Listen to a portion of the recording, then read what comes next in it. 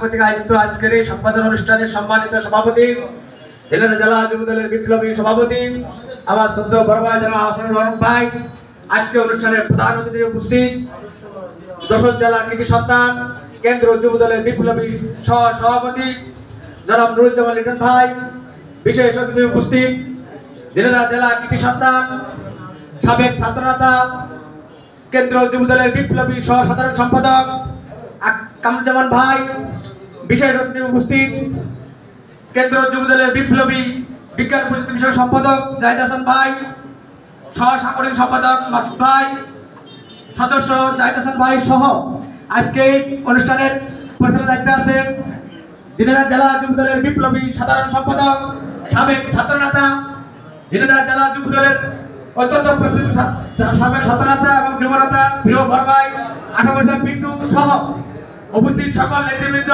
সবাইকে জানাই বাংলাদেশ জাতীয় যুবদল দিনাজপুর জেলা শাখার পক্ষ থেকে মহাসচিব উপজেলার পক্ষ থেকে বিপ্লবী শুভেচ্ছা অভিনন্দন।